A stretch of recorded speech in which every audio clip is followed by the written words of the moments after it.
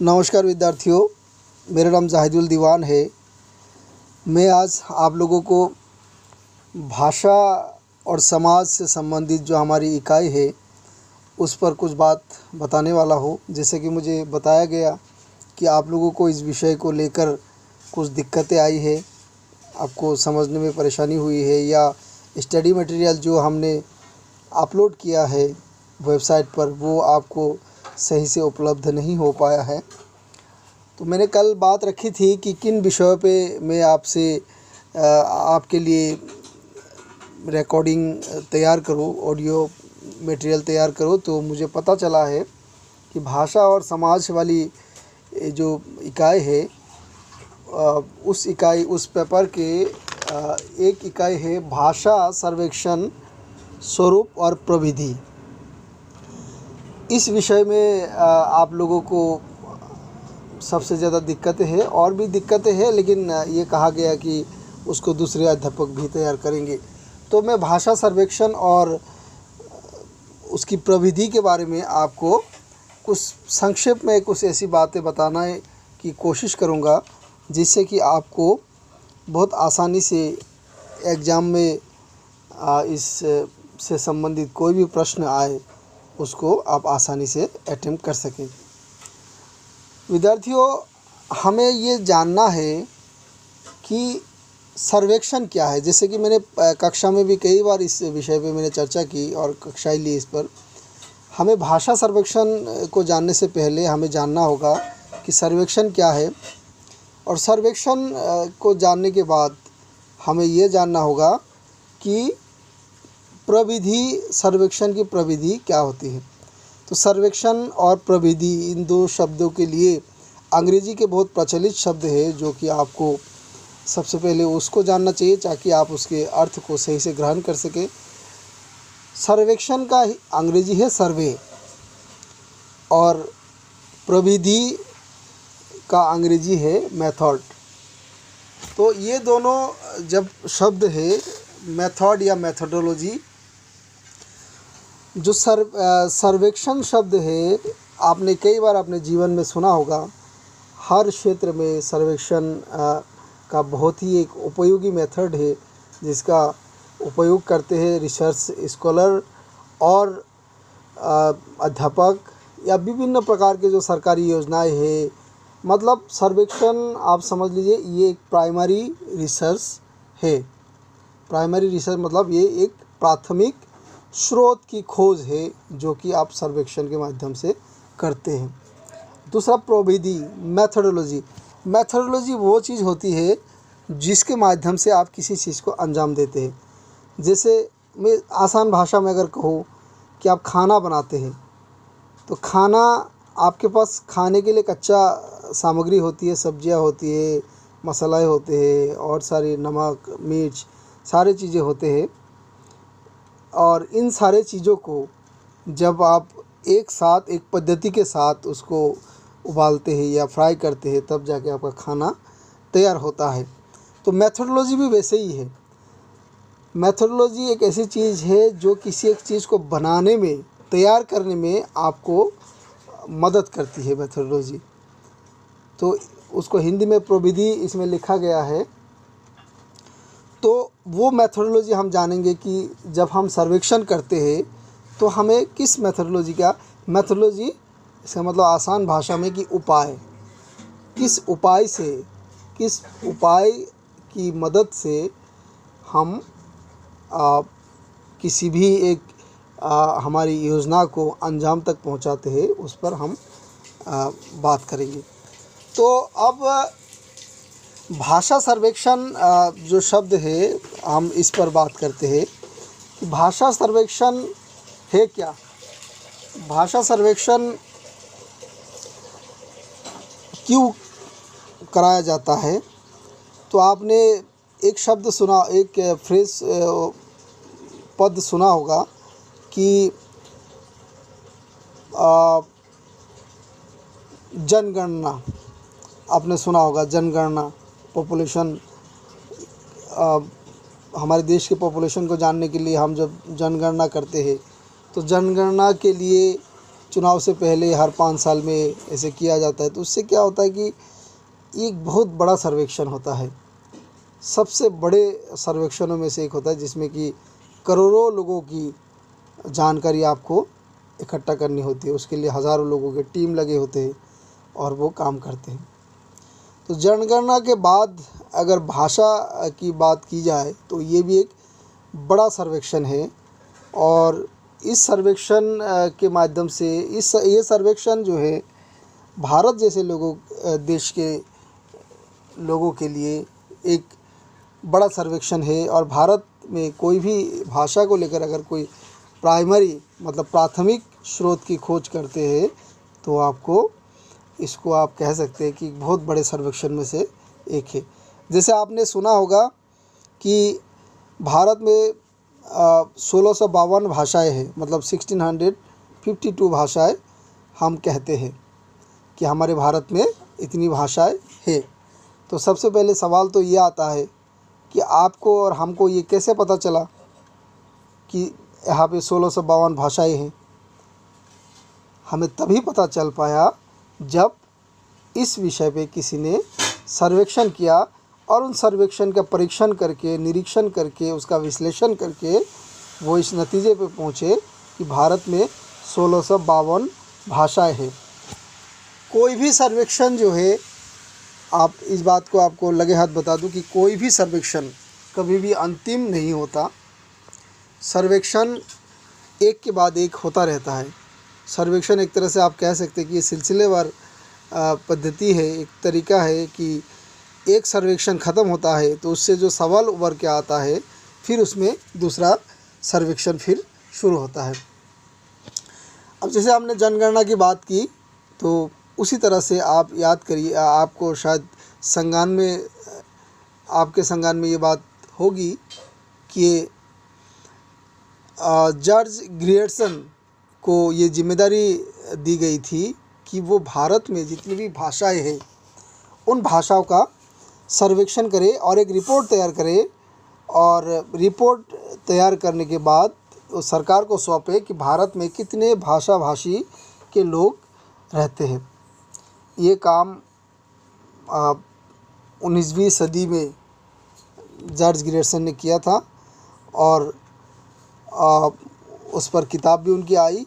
और इसके सर्वे का जो नमूना है, जो प्राइमरी सोर्स है, वो आज भी कई सारे आर्काइव्स में, कई सारे जगह पे सुरक्षित है। बहुत सारे शोधार्थी आज भी उसका इस्तेमाल करते हैं। उसके बाद भी कई बार भाषा सर्वेक्षण छोटे मोटे स्तर पे किया गया, जैसे कि मैंने कक्षा में भी आप लोगों को बताया था कि जी एन देवी जो कि बहुत बड़े भाषाविद है भारत के और वर्तमान समय के सबसे बड़े भाषाविदों में से एक है। उनको एक जिम्मेदारी सौंपी गई थी कि वो भारत की जो भाषाएं है उसका सर्वेक्षण करे, और जो 19वीं सदी में जो जॉर्ज ग्रियर्सन ने जो भाषा का जो सर्वेक्षण किया था, उस सर्वेक्षण के बाद एक मुकम्मल सर्वेक्षण शायद नहीं हुआ था दोबारा। तो क्या स्थिति लगभग पिछले 100 साल के अंदर भारत की भाषाओं की बनी है, उस पर उनको ये जिम्मेदारी सौंपी गई थी, और उन्होंने बखूबी ये काम किया है। और पीपल्स लिंग्विस्टिक सर्वे करके उन्होंने एक सर्वे कराया, और उस सर्वे में उन्होंने भारत की तमाम भाषाओं का अध्ययन किया, और उसमें एक बात निकल के आया, बहुत ही मज़ेदार टाइटल दिया कि भारत भाषाओं का कब्रगाह है। ये एक उन्होंने ये निष्कर्ष निकाला। कब्रगाह मतलब ये है कि भारत में भाषाएं निरंतर मर रही है, छोटी छोटी भाषाएं निरंतर मर रही है, इसीलिए भारत को मृत भाषाओं का देश उन्होंने कहा है। लेकिन हमें उस दिशा में वो तो एक सर्वेक्षण का परिणाम है, लेकिन हमें ये देखना है कि सर्वेक्षण किस मेथड से और किस तरह से उन्होंने इतने बड़े सर्वेक्षण को उन्होंने अंजाम दिया। जो जी एन देवी जी है, उन्होंने स्टेटमेंट में कहा है, आप लोग देख सकते हैं उसमें NDTV में उनका एक इंटरव्यू भी है इस संदर्भ में। BBC का एक रिपोर्ट भी था बहुत लंबा, वो भी मैंने वेबसाइट पे अपलोड किया था, शायद आप लोगों को मिला होगा या नहीं। आप कहेंगे तो मैं दोबारा उसको देख के भेज भी सकता हूँ। तो उसमें उन्होंने ये कहा है कि ये जितना बड़ा काम था, भारत की सारी जो भाषाएं हैं, उन भाषाओं का अध्ययन करके परिणाम तक पहुंचना, ये जितना बड़ा काम था, उसके हिसाब से हमारे पास ना तो साधन थे और ना ही लोग थे। उनके पास सिर्फ 3000 लोग थे जो कि पूरे भारत में उनके लिए इस काम के लिए उनके साथ सहयोगी के रूप में थे। तो हमें ये देखना है कि सर्वेक्षण, जैसे उन्होंने कहा कि 3000 लोग भी कम हैं, तो हमें ये देखना है कि जो प्रविधि है, उस प्रविधि के लिए हमें साधन की क्या क्या ज़रूरत पड़ती है जब हम किसी सर्वेक्षण में जाते हैं। तो पहला तो यही होता है कि आपके पास एक वेल डिज़ाइन प्लान हो कि आप करना क्या चाहते हैं, आपका उद्देश्य क्या है। ये एक प्लान आपके पास, वेल डिज़ाइन प्लान आपके पास होना चाहिए। तो उसके लिए जो सर्वेक्षण करता है, जो शोधार्थी है, वो क्या करते हैं, वो पहले एक प्लान तैयार करते हैं। दैट मीन्स वो एक हाइपोथेसिस बनाते हैं। हाइपोथेसिस आपको शायद समझ में नहीं आएगा। एक रिसर्च शोध के लिए एक बहुत ही ज़रूरी चीज़ है प्राक्कल्पना, जिसको हम हिंदी में कहते हैं, कि वो शोधार्थी एक पहले से मन में एक धारणा बना लेते हैं कि हम जो ये काम कर रहे हैं, इस काम का परिणाम ये निकल सकता है, और वो परिणाम अगर निकलता है तो उनके हाइपोथेसिस को वैध माना जाता है, और अगर नहीं निकलता है तो वो हाइपोथेसिस को नल कर दिया जाता है, मतलब उसको अवैध माना जाता है। तो भाषा सर्वेक्षण में भी चूँकि एक बड़ा सर्वेक्षण है, तो इसमें सबसे पहले उनको लक्ष्य तय करना पड़ता है कि हम किस भाषा के किस क्षेत्र को हम इसको लेंगे। अब जैसे कि उदाहरण के तौर पे आपको बताऊं कि हिंदी की 17 बोलियां हैं, ठीक है, मूल भाषा है। मतलब अगर आप देखें कि पश्चिमी हिंदी, पूर्वी हिंदी, फिर इस तरह से जो हिंदी के 5 भाग हैं, इन 4-5 भागों में से फिर इन सारे भागों को मिलाकर इसके अंदर जितनी भी छोटी बड़ी बोलियां आती है, उनको मिलाकर ये 17 बोलियों की एक बड़ा भाषा परिवार है। अब इसके कितने सारे एंगल हो सकते हैं, आप देखिए। अब एक ये है कि हिंदी एज ए होल, अगर आप हिंदी भाषा के रूप में इसका अध्ययन करेंगे तो आपको सारी भाषाओं को लेना पड़ेगा। अगर आप चाहते हैं कि आपको सिर्फ पश्चिमी हिंदी का अध्ययन करना है, तो पश्चिमी हिंदी के अंतर्गत जितनी बोलियां है वो आपको लेना होगा, उसका अध्ययन आपको करना होगा। आप चाहते हैं कि सिर्फ पूर्वी हिंदी को आप अध्ययन करना चाहते, पूर्वी हिंदी का अध्ययन करना चाहते, तो आप पूर्वी हिंदी के अंतर्गत जितनी बोलियां आती है उसको आपको लेना पड़ेगा। अगर आप ये चाहते हैं कि आप पूर्वी हिंदी की किसी एक बोली को आप लेंगे, ठीक है, जैसे अवधी, बघली, छत्तीसगढ़ी में से किसी एक बोली को लेंगे। आप मान लीजिए आपने छत्तीसगढ़ी को लिया, फिर छत्तीसगढ़ी बोली का भी बहुत सारा क्षेत्र है, ठीक है, इसमें बहुत सारे क्षेत्र में ये बोली बोली जाती है, और अलग अलग क्षेत्र में अलग अलग इसका स्वरूप है, ठीक है। तो आप किन किन क्षेत्रों को लेना चाहते हैं? मान लीजिए 50 क्षेत्रों में ये बोली बोली जाती है, ठीक है। तो आप इन 50 क्षेत्रों में से कितने क्षेत्रों का आप अध्ययन करना चाहते हैं? कि मान लीजिए 50 में से 10 क्षेत्रों का आप अध्ययन करना चाहते हैं, ठीक है।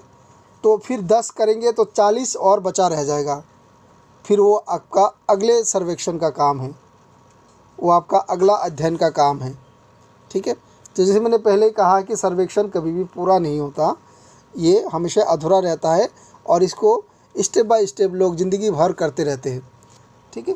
तो इसमें आपको एक चीज़ और ये देखनी है कि अब जैसे मान लीजिए आपने एक भाषा को आपने उठाया, एक भाषा को उठाने के बाद फिर उस भाषा में आप करना क्या चाहते हैं, तब आपका ये सर्वेक्षण का मूल मुद्दा तो पहले तो आपने लक्ष्य तय कर लिया कि हिंदी भाषा की एक बोली का आप अध्ययन करेंगे। कौन सी बोली का वो पूर्वी हिंदी की एक बोली का आप अध्ययन करेंगे और जिसका नाम है छत्तीसगढ़ी। छत्तीसगढ़ी में भी आप फिर लक्ष्य तय करते हैं कि छत्तीसगढ़ी 50 जगह पे बोली जाती है, लेकिन उसमें से मैं 10 जगह का ही अध्ययन करूँगा या करूँगी। तो आप ये लक्ष्य पहले तय करते हैं।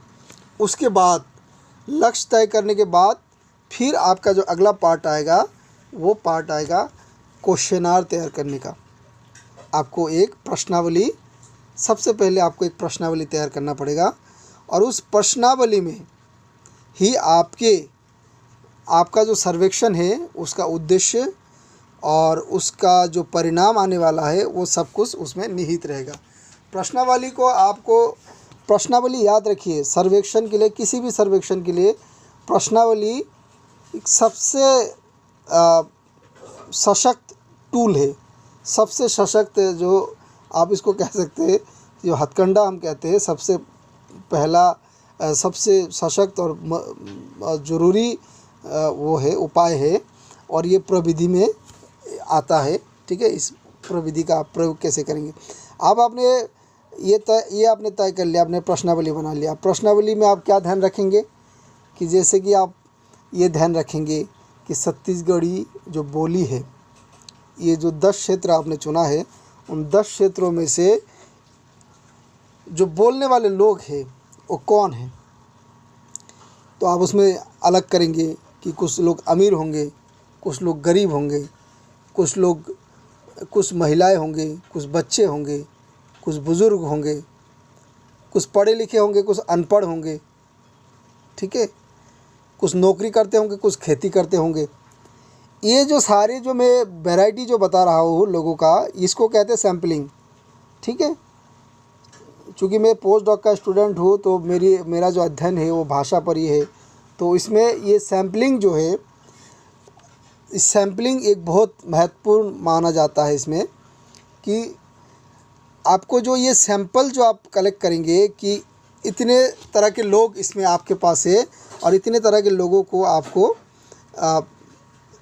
लेना है और उन सब के लिए आपको अलग अलग, अगर आप एक सीरियस सर्वेक्षण करना चाहते हैं तो उन सब के लिए आपके जो क्वेश्चन होंगे वो अलग अलग होंगे।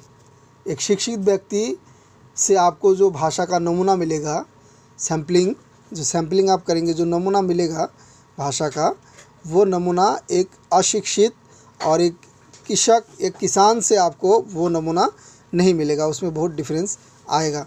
तो इस दृष्टि से आपको ये सैम्पलिंग को ध्यान देना है। प्रश्नावली को पहले सेट करना है, फिर उसके बाद देखिए स्टेप बाय स्टेप सर्वेक्षण का ये सारी चीज़ें जा रहा है। ठीक है, तो फिर आप सैम्पलिंग उसको तैयार करेंगे, प्रश्नावली तैयार करेंगे, फिर प्रश्नावली के आधार पर आप सैम्पलिंग करेंगे। अब तीसरा जो एक चरण आता है, सैम्पलिंग आप कैसे करेंगे। ठीक है, क्या आप सारे सैम्पलिंग को लिख लेंगे, क्या आप सारे सैम्पलिंग, जितने भी लोग आपके जो सैंपल है, सैंपल के रूप में मान लीजिए आपने 10 लोगों को चुना है एक क्षेत्र से, क्या उन 10 लोगों का आप लिखित इंटरव्यू लेंगे कि उनको आप प्रश्न दे दीजिए।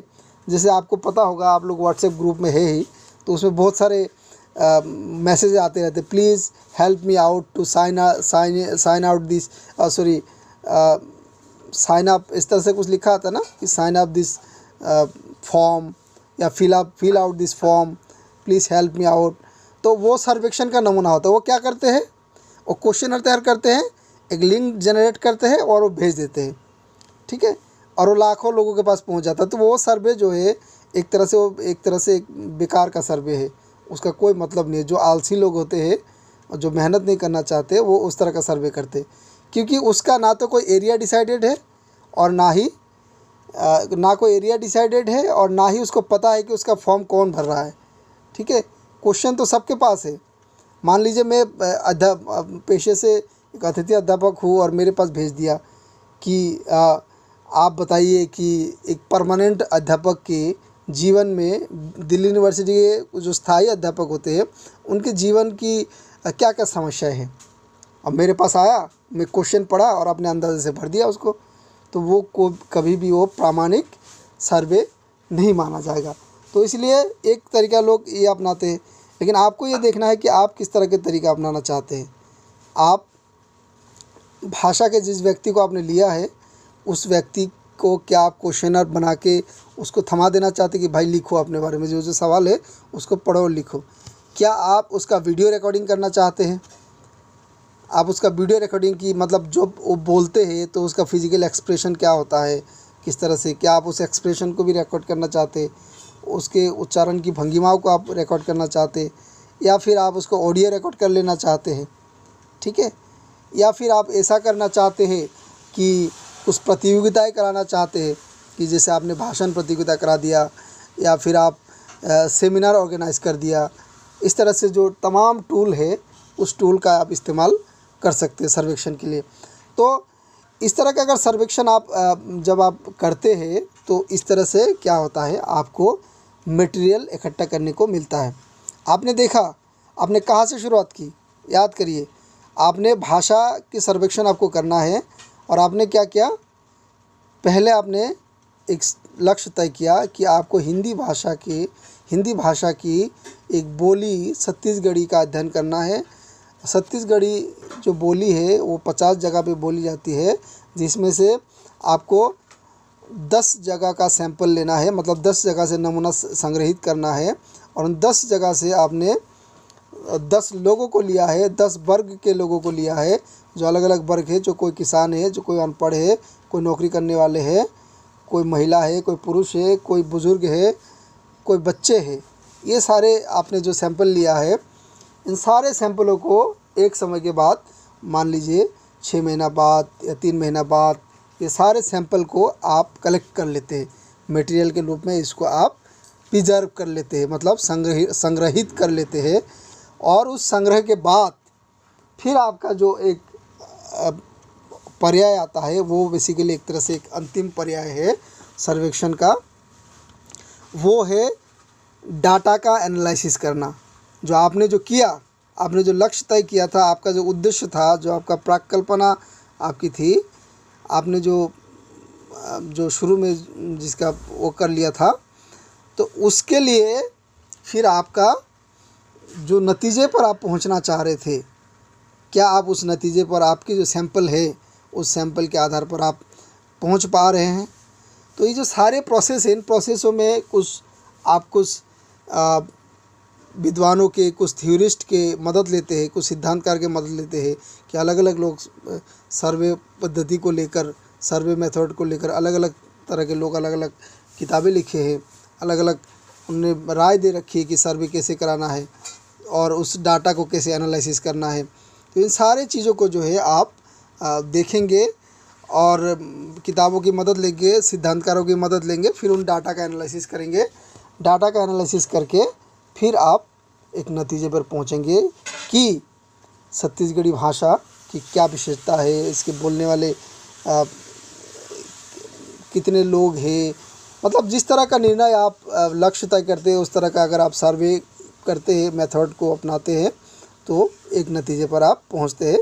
जैसे जॉर्ज गियर्सन या आपका ये कहे जी.एन. देवी जैसे लोगों ने ये किया है। और उसके आधार पर देखिए, एक बात याद रखिए, भाषा सर्वेक्षण के आधार पर ही भाषा विज्ञान नाम के जो विधा है, भाषा विज्ञान नामक जो विधा है, उसकी जन्म हुई है। ठीक है, तो भाषा सर्वेक्षण अगर नहीं होता तो भाषा विज्ञान नाम की विधा भी हमारे सामने नहीं होती।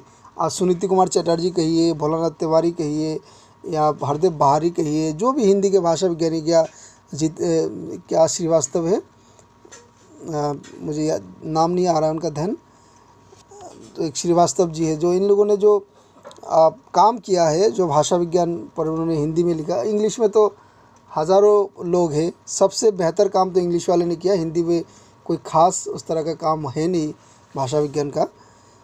लेकिन ये जो जितने भी लोगों ने जो काम किया है, वो काम सिर्फ़ और सिर्फ भाषा विज्ञान के जो भाषा के जो सर्वेक्षण है उनके आधार पर ये कर पाए हैं वो। तो सर्वेक्षण का महत्व, भाषा सर्वेक्षण का महत्व भाषा को समझने की दृष्टि से, भाषा को पहचानने की दृष्टि से, भाषा की उच्चारण की दृष्टि से या भाषा की साहित्य, संस्कृति और भी कितने सारी चीज़ों को आप लेना चाहते हैं, वो सारी दृष्टि से भाषा सर्वेक्षण ही उसका मूल स्रोत है।